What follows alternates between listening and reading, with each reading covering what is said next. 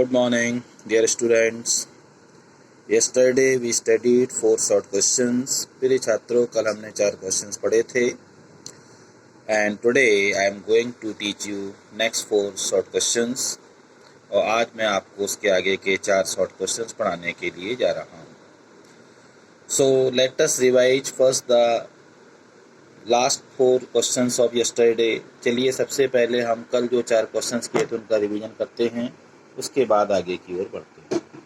कल का first question था, why does the author call the train one of those trains which give you an understanding of eternity.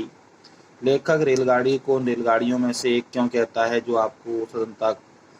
आपको अनंत का एहसास करा दें.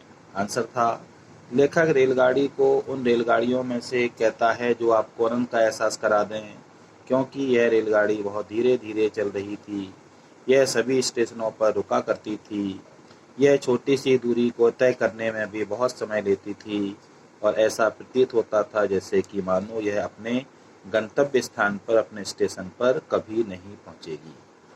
क्वेश्चन नंबर 2 है, What according to the writer is the present sense of freedom about being alone in a compartment? लेखक के अनुसार रेलगाड़ी के डिब्बे में अकेले होने पर स्वतंत्रता का कौन सा सुखद एहसास होता है. इसका आंसर है, लेखक के अनुसार रेलगाड़ी के डिब्बे में अकेले होने पर स्वतंत्रता का सुखद एहसास यह होता है कि एक यात्री जो चाहे वो करने के लिए स्वतंत्र होता है. वो गा सकता है, नाच सकता है, कंचियां खेल सकता है, गोल खेलने का अभ्यास कर सकता है, खिड़कियों को खोल या बंद कर सकता है, सर के बल खड़ा हो सकता है और खुद से तेज आवाज में बात कर सकता है. क्वेश्चन नंबर 3 था, What does the abbreviation DORA stand for? डोरा का फुल फॉर्म क्या है. तो इसका आंसर था, DORA. डोरा stands for the Defense of the Realm Act. डोरा का फुल फॉर्म है Defense of the Realm Act, राष्ट्र सुरक्षा अधिनियम. Question number 4, What did the author do while traveling alone in the compartment? जब लेखक रेलगाड़ी के डिब्बे में अकेला था तो लेखक ने क्या किया. तो आंसर था कि रेलगाड़ी के डिब्बे में अकेले होने पर लेखक ने अपना न्यूज़पेपर नीचे रख दिया, वो खड़ा हुआ, उसने अंगड़ाई ली, उसने सिगरेट जलाई, रेलगाड़ी के डिब्बे का एक चक्कर लगाया और अपने स्थान पर आकर बैठ गया और फिर से अखबार पढ़ने लगा. नाउ डियर स्टूडेंट्स, आज के क्वेश्चन नंबर 5 और आज का question number 1. What did the author think by the time the train left London behind? जब रेलगाड़ी लंदन को पीछे छोड़ चुकी थी उस समय लेखक ने क्या सोचा. जब रेलगाड़ी लंदन को पीछे छोड़ चुकी थी तो लेखक ने क्या सोचा. By the time the train left London behind the writer thought that he was all alone in the compartment. जब रेलगाड़ी ने लंदन को पीछे छोड़ दिया तो उस समय लेखक ने ऐसा सोचा जैसे कि अब वह रेलगाड़ी के डिब्बे में अकेला है, वहां और कोई यात्री नहीं है. जब रेलगाड़ी लंदन को पीछे छोड़ चुकी थी, लंदन से बाहर निकल चुकी थी, उस समय लेखक ने ऐसा सोचा कि अब वह रेलगाड़ी के डिब्बे में पूरी तरह से अकेला है, उस डिब्बे में और कोई यात्री नहीं है. क्वेश्चन नंबर नेक्स्ट है, When did the author become aware of his fellow traveler? लेखक को अपने सहयात्री के बारे में कब पता चला. अर्थात लेखक को मच्छर के बारे में या उस रेलगाड़ी के डिब्बे में वो अकेला नहीं है बल्कि कोई और भी है, इस बारे में पता कब चला. Answer, the author became aware of his fellow traveler when it came and sat on his nose.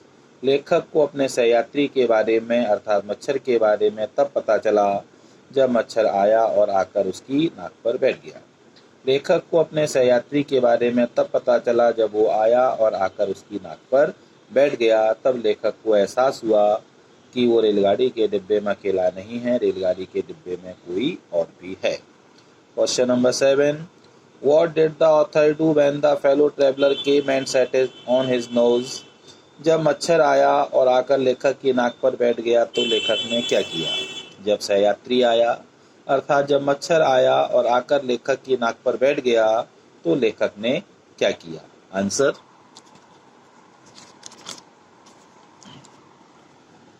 When the fellow traveler came and sat on his nose, the author flew him away. जब सहयात्री अर्थात मच्छर आया और आकर लेखक की नाक पर बैठ गया तो लेखक ने उसको उड़ा दिया, उसको भगा दिया। जब सहयात्री अर्थात मच्छर आया और आकर लेखक की नाक पर बैठ गया तो लेखक ने उसको उड़ा दिया, उसको भगा दिया। Question number 8, very important question. What did the author say when the mosquito seated himself impudently on the back of his hand? Impudently का अर्थ होता है जबरदस्ती। जब मच्छर जबरदस्ती लेखक के हाथ के पीछे आकर बैठ गया तो लेखक ने क्या किया, क्या कहा? जब मच्छर जबरदस्ती लेखक के हाथ के पीछे आकर बैठ गया तब लेखक ने क्या कहा? अर्थात यहाँ पर क्वेश्चन का मीनिंग ये है कि मच्छर जो था वो लेखक को बार बार परेशान करता था, कभी उसकी नाक पर आकर बैठता था, कभी उसके कान के पास आता था, और एक बार वो आकर जबरदस्ती उसके हाथ के पीछे बैठ गया। तो तब जब वो बार बार ऐसा करता रहा तब लेखक ने क्या कहा जब वो आकर जबरदस्ती उसके हाथ के पीछे बैठ गया? Answer, When the mosquito seated himself impudently on the back of the writer's hand, he said, "It is enough, magnanimity has its limit." जब मच्छर जबरदस्ती लेखक के हाथ के पीछे आकर बैठ गया तो लेखक ने कहा, बहुत हो गया, उदारता की भी अपनी सीमा होती है। जब मच्छर जबरदस्ती लेखक के हाथ के पीछे आकर बैठ गया तो लेखक ने कहा, बहुत हो गया, उदारता की अपनी सीमा होती है। It is enough, magnanimity has its limit. बहुत हो गया, उदारता की भी अपनी एक सीमा होती है। Dear student, these are the next 4 questions which we did today. ये वो 4 अगले क्वेश्चंस हैं जो हमने आज किए।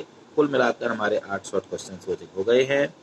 Please write them down in your note copy and learn them. Good pen questions को लर्न करें और अपनी कॉपी में लिखें and it will help you to complete your course. इससे आपको अपने कोर्स को पूरा करने में मदद मिलेगी। Now it's time for some English conversation.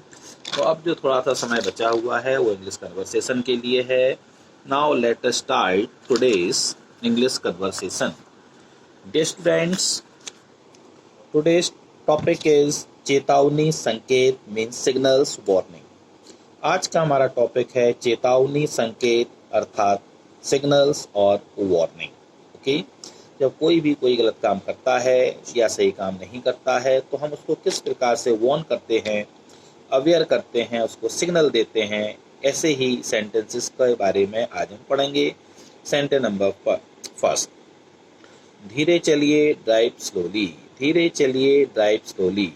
बाईं ओर रहिए, कीप टू द लेफ्ट। बाईं ओर रहिए अर्थात बाईं ओर चलिए, कीप टू द लेफ्ट। आगे खतरनाक मोड़ है, डेंजरस टर्न अहेड। आगे खतरनाक मोड़ है, डेंजरस टर्न अहेड। यहाँ गाड़ी खड़ी ना कीजिए, नो पार्किंग हेयर। यहाँ गाड़ी खड़ी ना कीजिए, नो पार्किंग हेयर। यहाँ से उस पार जाइए, क्रॉस फ्रॉम हेयर। यहाँ से उस पार जाइए, क्रॉस फ्रॉम हेयर। कुत्ते अंदर नहीं आ सकते, डॉग्स नॉट परमिटेड। कुत्ते अंदर नहीं आ सकते, डॉग्स नॉट परमिटेड। अंदर आने का रास्ता नहीं है, नो एंट्रेंस। अंदर आने का रास्ता नहीं है, नो एंट्रेंस। बाहर जाने का रास्ता एग्जिट। बाहर जाने का रास्ता एग्जिट। अंदर जाने का रास्ता एंट्रेंस। अंदर जाने का रास्ता एंट्रेंस। घास पर ना चलिए, कीप ऑफ द ग्रास। घास पर ना चलिए, कीप ऑफ द ग्रास। बिना आज्ञा अंदर आना मना है, नो एंट्री विदाउट परमिशन। बिना आज्ञा अंदर आना मना है, नो एंट्री विदाउट परमिशन। धूम्रपान ना कीजिए, नो स्मोकिंग। धूम्रपान ना कीजिए, नो स्मोकिंग। जंजीर खींचिए, पुल द चेन। जंजीर खींचिए, पुल द चेन। किराए के लिए खाली है, टू लेट। किराए के लिए खाली है, टू लेट। आगे स्कूल है, स्कूल अहेड। आगे स्कूल है, स्कूल अहेड। सड़क बंद है, रोड क्लोज्ड। आगे रास्ता बंद है, डेड एंड अहेड। आगे रास्ता बंद है, डेड एंड अहेड। गुसलखाना, WC। विश्राम गृह, वेटिंग रूम। एक पंक्ति में खड़े हों, please stand in a Q. एक पंक्ति में खड़े हों, please stand in a Q. केवल महिलाओं के लिए, फॉर लेडीज ओनली। भारी गाड़ियों को चलाने की आज्ञा नहीं, heavy vehicles are not allowed. भारी गाड़ियों को चलाने की आज्ञा नहीं, heavy vehicles are not allowed. Photo लेना मना है, photography is prohibited. Dear student, these are some sentences on signals, on warning. Learn these sentences and use these sentences in your daily conversation with your friends, with your family members. It will help you in your English spoken. Have a nice day. Bye bye.